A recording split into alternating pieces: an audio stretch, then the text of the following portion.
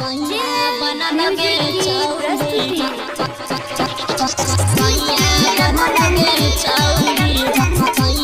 बना लगे music director बना लगे कौन गाँव से तोहर बरतिया लोगे छौरी बरतिया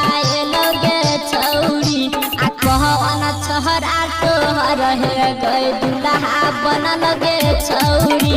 आ कहवन छहरा तोहर हे गए सैया बना लगे छौरी कौन गाँव से तोहर बरतिया लोगे छौरी बरतिया लोगे छौरी आ कहवन छहरा तोहर हे गए दुल्हा बना लगे छौरी आ कहवन छहरा तोहर हे गए सैया बना लगे छौरी सैया बना लगे छौरी बना लगे छौरी सैया बना लगे छौरी बना लगे छौरी आलो रहे बसवारी में टूटी आ भूल लगे छौरी बोल की आ भूल लगे छौरी आ कहवन छहरा के नाम के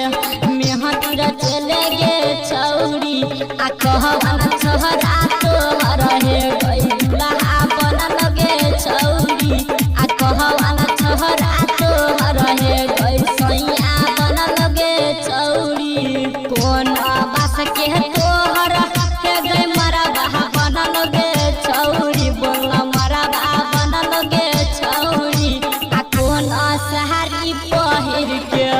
कनिया बना लगे छौरी आ कहवन छहरा तोहर हे गई दुल्हा बना लगे छौरी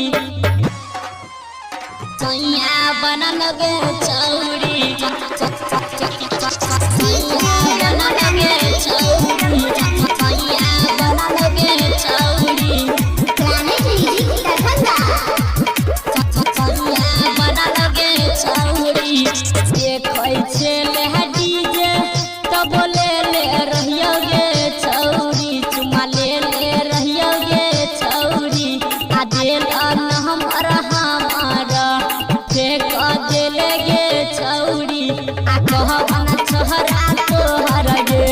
दुल्हा बना लगे छौरी आ कहवन छहरा तोहर हे गई सैया बना लगे छौरी कौन गाँव से तोहर बरतिया लोगे छौरी बरतिया लोगे छौरी आ कहवन छहरा तोहर हे गए दुल्हा बना लगे छौरी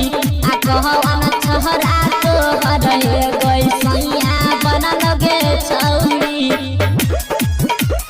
सैया बना लगे छौरी सैया बना लगे छौरी सैया बना लगे छौरी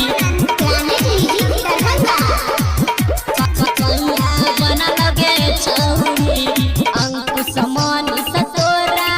जे बोले ले रहोगे छौरी लोभे ले रहोगे छौरी आ उहे राइटर रंजित किशन पटेल रहोगे छौरी आ रहम जी यादव के गाना सुने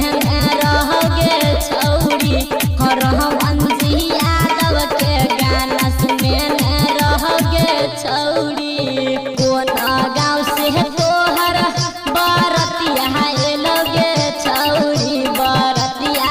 लोगे छौरी आ कहवन छहरा तोहर हे गए दुल्हा बना लगे छौरी